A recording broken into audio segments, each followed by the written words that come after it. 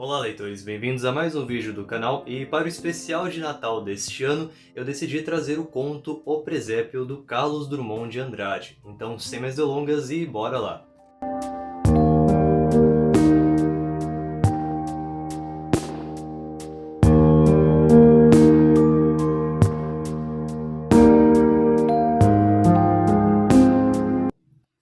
Bom, antes de falar do conto em si, primeiramente eu vou trazer uma breve biografia do autor, resumir um pouquinho das suas obras mais importantes, para aí sim a gente falar do conto com detalhes. Vale ressaltar que esse também foi o meu primeiro contato com uma obra desse autor, então eu estou o conhecendo ainda. Sei que isso é uma vergonha, mas antes tarde do que nunca. Carlos Drummond de Andrade nasce em 31 de outubro de 1902 em Itabira, no interior de Minas Gerais. Ele fez faculdade de farmácia, no entanto não seguiu nessa profissão e trabalhou em boa parte da sua vida como um funcionário público. Ele falece no dia 17 de agosto de 1987 no Rio de Janeiro, cidade em que viveu por um bom tempo, aos seus 85 anos. Inclusive no Rio de Janeiro tem uma espécie de estátua dele sentado em um banco que é bem famosa em homenagem ao autor. Ele é um escritor que fez parte do modernismo e ele é muito conhecido por seus poemas, apesar de também ter escrito contos, né, como esse que eu vou citar para vocês no vídeo de hoje, mas as suas obras mais emblemáticas realmente vieram das suas coletâneas de poemas. E dentre os seus poemas, acredito que um dos mais conhecidos é o intitulado de No Meio do Caminho, que foi publicado na revista Antropofágica de São Paulo no ano de 1928, que na época acabou gerando um certo burburinho. Isso por ser um poema em versos livres, tem muita repetição, enfim. É um texto que no primeiro contato acaba sim causando um certo estranhamento, mas existe todo um significado por trás. Em 1930, ele publica o seu primeiro livro, intitulado de Alguma Poesia, que é uma coletânea de poemas, e dentro desse livro está presente um poema chamado O que Fizeram do Natal, que será um texto que eu vou comentar brevemente nesse vídeo de hoje, para fazer uma certa correlação com o presépio. Grande parte das suas obras tem como temática o cotidiano e são recheadas de humor, ironia e crítica social. Dada essa introdução, vamos agora falar sobre o texto principal desse vídeo. Originalmente publicado em uma coletânea chamada Contos de Aprendiz em 1951, esse é um texto que pode sim ser encontrado em diversas outras coletâneas, como essa chamada Os 100 Melhores Contos Brasileiros do Século, que é um livro que eu acho incrível porque ele reúne vários autores de diversos tipos, diversos períodos em um livro só, então é uma ótima maneira de você acabar introduzindo-se em algumas obras de autores que você quer conhecer. Nessa história narrada em terceira pessoa, vamos conhecer Das Dores, que é uma jovem que vive em um local rural, muito voltado para as tradições, e por esse motivo ela acaba sendo um tanto limitada às tarefas domésticas. Bom, e estamos nos aproximando então da noite de Natal, e a Das Dores está sofrendo um certo dilema. Isso porque ela tem que montar o seu presépio, que é uma tradição de família e é uma tarefa que ela se cobra muito de fazer, mas ao mesmo tempo ela quer comparecer à missa, no entanto ela não quer ir à missa apenas para celebrar o Natal, mas sim encontrar-se com Abelardo, que é o seu namorado. Então essa história basicamente vai girar em torno dessa dualidade, dela lutar contra o tempo em terminar a montagem do presépio o mais rápido possível, mas ainda assim fazer essa atividade com muita delicadeza, de forma muito bem feita, mas o tempo todo pensando em encontrar-se com o seu namorado. E claro, sempre com aquele receio de não conseguir terminar o presépio a tempo de vê-lo.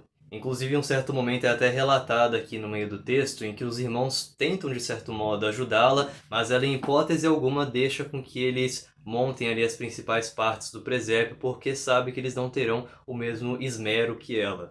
É muito interessante observar que a todo momento em que ela está realizando a montagem daquele presépio, ela pensa no Abelardo e ela se sente um tanto culpada por isso. É como se o sagrado e profano acabassem se misturando em uma tarefa só que envolve uma tradição tão importante passada de geração por geração. E já começa a mostrar como que o Natal, de fato, a tradição está sendo deixada de lado com o tempo. Isso é algo que estará presente no outro poema que eu vou comentar com vocês rapidamente nesse vídeo, o que fizeram do Natal, que também mostra como que essa tradição vai sendo modificada com o decorrer do tempo.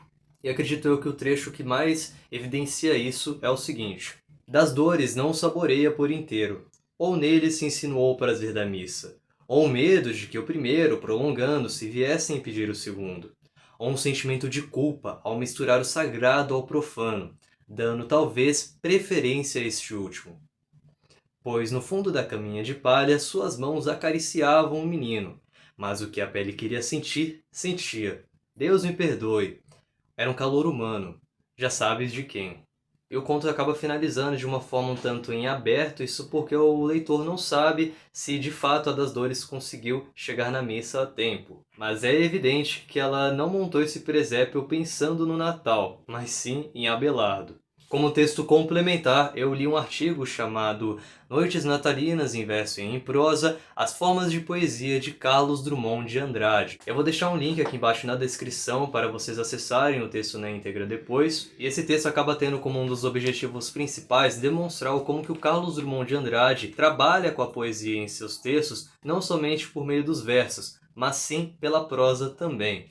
No entanto, o que mais me chama a atenção dentro desse texto aqui é uma certa interpretação que ele tem do poema O que Fizeram do Natal e do conto Presépio, e acaba fazendo uma certa ligação entre os dois, e é justamente disso que eu vou conversar com vocês. O que Fizeram do Natal é um texto bem curtinho, dividido em 2 estrofes. É o 12º poema contido na coletânea Alguma Poesia, e eu vou ler ele rapidamente aqui para vocês. O que Fizeram do Natal. Natal. O sino longe toca fino. Não tem neves, não tem gelos. Natal. Nasceu o Deus menino. As beatas foram ver. Encontraram o coitadinho. Natal. Mais o boi, mais o burrinho. E lá em cima, a estrelinha alumiando. Natal. As beatas ajoelharam e adoraram Deus nozinho. Mas as filhas das beatas e os namorados das filhas, mas as filhas das beatas foram dançar Black Bottom nos clubes sem presépio. Enfim, você já deve ter percebido que declamar poemas não é o meu forte. O artigo chama a atenção por essa repetição da palavra Natal durante todo esse texto. E parece que, de certo modo, ele representa a batida do sino. E essa batida do sino acaba, de certo modo, também representando o tempo avançando. Enquanto na primeira parte do poema a gente tem uma descrição da tradição mais comum do Natal, na segunda a gente vai vendo essa tradição se perder e dando lugar às festas, às coisas que não remetem de fato ao nascimento de Jesus. Ou seja, mais uma vez, assim como no conto Presépio, vemos uma certa tradição morrer. E o tempo é uma coisa que está extremamente bem representada aqui dentro do conto Presépio. Enfim, eles acabam sintetizando essa ideia muito bem no seguinte trecho. O tempo, por exemplo, é marcado na primeira estrofe do poema pela repetição da palavra Natal, como badalos de sino que contribuem para a monotonia da leitura e que reforçam a ancestralidade de tal cerimônia. Já em Presépio, é o tic-tac do relógio que se repete no agarra-me, marcando o ritmo e acentuando a tensão entre o trabalho da protagonista, que precisa ser terminado, e a vontade de sair para ver o namorado.